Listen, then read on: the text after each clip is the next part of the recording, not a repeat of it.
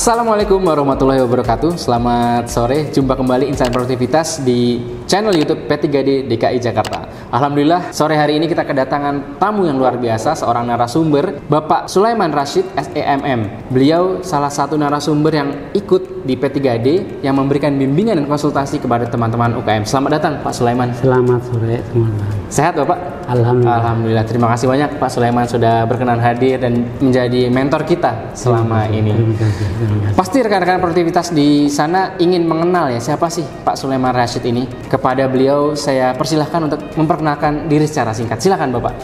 Terima kasih. Nama saya Sulaiman Rashid. Aktivitas sehari-hari adalah saya sebagai dosen di Indonesian Making School. Juga saya membina salah satu kegiatan yang berorientasi kepada UMKM yaitu INBIS, Incubator Business IBS. Itu barangkali yang sementara perkenalan saya. Oke, luar biasa sekali. Artinya narasumber kita kali ini bukan orang sembarangan nih rekan-rekan insan produktivitas semua. Dan insya Allah apa yang akan kita bahas ini akan isinya daging semua, kurang lebih seperti itu ya Pak ya. Kalau apa yang dikatakan oleh teman-teman milenial di luar sana. Nah, Pak Sulaiman, menurut Pak Sulaiman apa sih yang menjadi ciri khas UKM kita itu yang kira-kira oh ini dikatakan UKM karena seperti ini dan seterusnya. Silakan Bapak. Baik, yang sepengetahuan saya bahwa UMKM yang kita bina sekarang ini adalah UMKM atau perusahaan usaha ya, usaha barangkali yang orientasinya bermodal kecil. Oke. Nah, bermodal kecil, kemudian rata-rata karyawannya 5 sampai 10. Kemudian cakupan marketnya juga terbatas, serta rata-rata penjualan per bulannya juga antara 5 sampai 10 juta saja. Oke, jadi memang levelnya belum terlalu besar lah ya. Iya, betul. Secara cakupannya juga belum terlalu besar dan juga masih berusaha untuk merangkak gitu Pak ya. Betul, Oke. betul. Nah, kurang lebih ini kan Pak Sulaiman terlibat ya dalam memberikan bimbingan dan konsultasi, Betul. yaitu salah satu program yang ada di Pusat Pengembangan Produktivitas Daerah. Kita langsung memberikan bimbingan dan konsultasi kepada UKM di tempat bisnisnya, di tempat usahanya, sehingga mereka bisa merasakan langsung dan mengaplikasikan apa sih yang bisa diperbaiki. Betul begitu Pak Sulaiman ya? Betul. Nah, selama memberikan BIMKON kemarin selama kurang lebih 1 bulan ke belakang, apa sih Pak yang diberikan kepada teman-teman UKM di sana? Banyak hal yang diberikan kepada UMKM. Pertama tentunya bahwa UMKM harus maju. Oke. Nah, tentunya untuk maju tadi itu perlu fondasi, perlu pemahaman, perlu pengetahuan yang tentunya yang bisa mendorong terhadap keinginan untuk maju tadi itu. Oke. Salah satu yang menjadi sasaran utama di dalam bimbingan tadi adalah bagaimana mereka bisa menerapkan Kaizen 5S sebagai fondasi dasar di dalam meningkatkan produktivitas itu. Kemudian tentunya pada saat kami datang ke tempat usaha masing-masing UMKM tadi, kondisinya memang jauh dari harapan.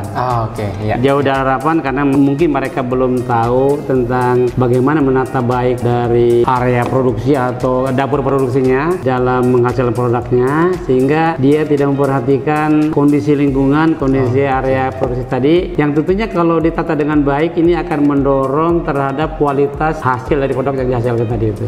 Oke, jadi memang ketika baru pertama kali datang itu teman-teman UKM masih belum tahu Pak ya. Betul. Belum tahu apa yang bisa diperbaiki, dan justru kedatangan tim pembina Pak Sulaiman dan Pak Rudi memberikan pemahaman kepada mereka. Betul. Membimbing mereka dan memberikan insight lah ya. Betul. Apa sih yang bisa diperbaiki dan ditingkatkan. Nah, Betul. ketika melakukan bimbingan konsultasi kurang lebih selama 1 bulan, itu apa sih Pak yang permasalahan yang paling sering ditemui di teman-teman UKM kita? Mungkin saya tidak langsung ke sana Pak, Oke. tapi langkah utama yang saya siapkan, yang saya berikan pemahaman kepada UMKM, yaitu kita ingin tahu dulu tentang apa sih yang menjadi masalah dia yang dihadapi setiap harinya. Betul. Pada setiap memproduksi produk tadi itu. Oke. Dari situ kita mulai identifikasi. Oke. Identifikasi apakah itu alat produksinya maupun manajemennya serta cara-cara mereka memasarkan produk tadi itu. Oke.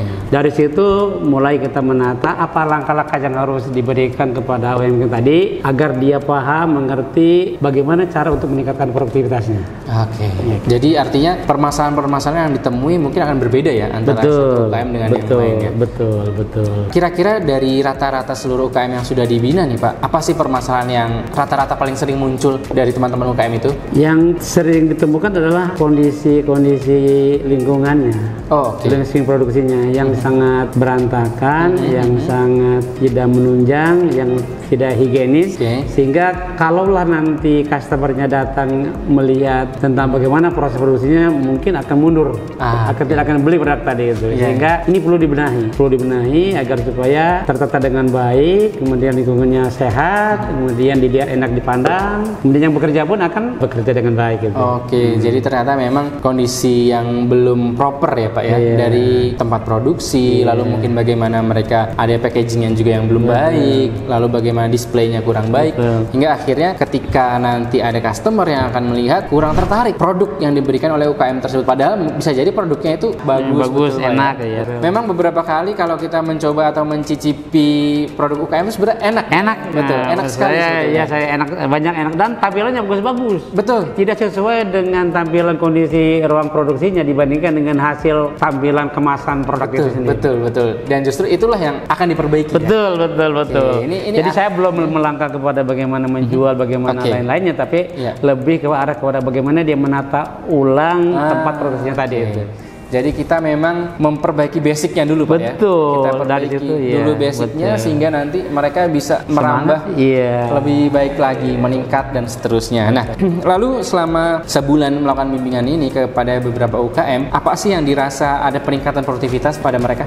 Mungkin saya tidak bicara dulu Pak ya, bicaranya dulu bahwa apa implementasi yang saya berikan kepada mereka agar supaya mereka merubah. Jadi tentunya saya berdasarkan teori dan pengalaman para ahli bisnis, bagaimana dia membangun bisnis tadi itu. Walaupun skupnya kecil, saya akan terapkan di perusahaan yang kecil gitu. Jadi yang pertama-tama tentunya menurut para ahli, menurut para pakar bisnis, salah satu media yang bisa digunakan untuk meningkatkan adalah Kaizen 5S tadi itu, Pak. Maka dari itu saya belajar dari 5S tadi itu. Jadi bagaimana artinya usaha tadi, UMKM tadi bisa menerapkan 5S Kaizen di dalam bisnisnya. Ya, langkah pertama itu menerapkan tempat produksinya.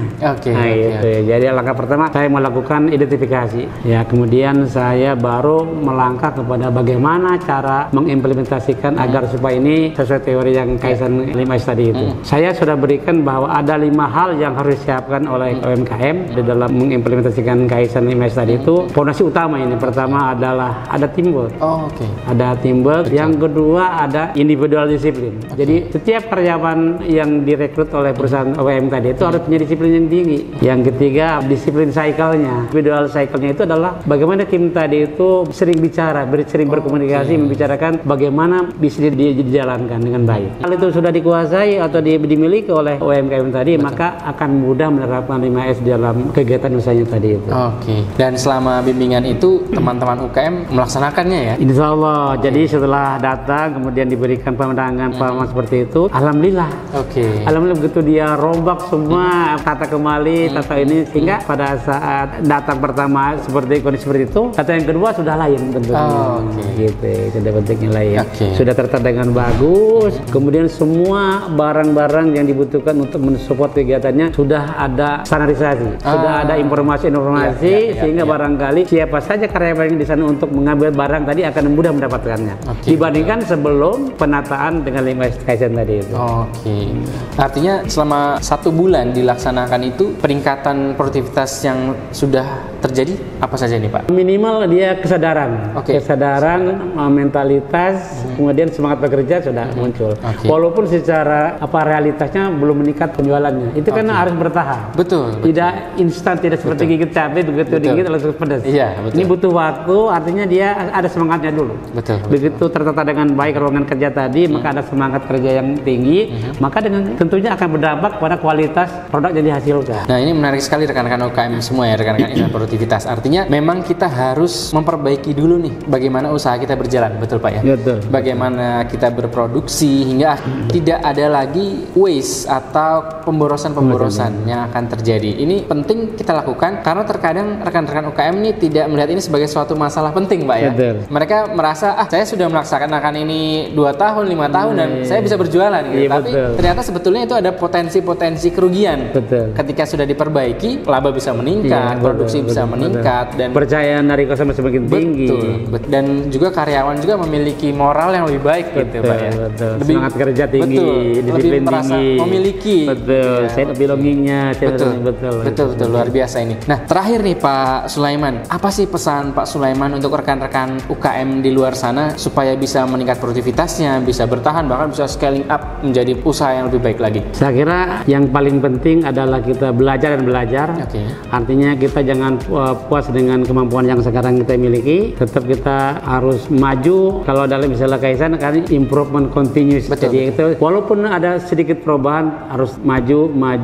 Artinya hasil yang sekarang diperoleh itu bukan berarti yang terakhir, tetapi adalah hal yang perlu diperbaiki terus ke depan sehingga akan lebih baik dari hari ini. Betul. Jadi Kaizen itu setelah membuat perbaikan, standarisasi, perbaikan lagi dan terus menerus begitu Pak ya. Sampai ya mungkin sampai kapan ya? Yang ada ujungnya barangkali. Betul. Sampai seterusnya sampai ini berakhir gitu ya. Itu ada, tetap seperti itu kita lakukan improvement terus. Apalagi kalau memang menginginkan bisnis yang sustain hingga mungkin puluhan tahun, ratusan tahun seperti perusahaan-perusahaan luar negeri di luar sana, betul Pak ya. Betul. Nah, rekan-rekan insan produktivitas semua, rekan-rekan UKM semua, apa tadi yang sudah kita bahas bersama Bapak Sulaiman Rashid semoga bermanfaat dan bisa teman-teman aplikasikan, dan semoga rekan-rekan yang belum berkesempatan mengikuti pelatihan dan juga bimbingan konsultasi di Pusat Pengembangan Produktivitas Daerah Provinsi DKI Jakarta bisa ikut bergabung bersama kami di lain kesempatan. Terima kasih banyak atas perhatiannya dan terima kasih sudah senantiasa mengikuti podcast ini. Semoga bermanfaat. Salam produktivitas. Kita Indonesia, kita produktif. Terima kasih. Assalamualaikum warahmatullahi wabarakatuh.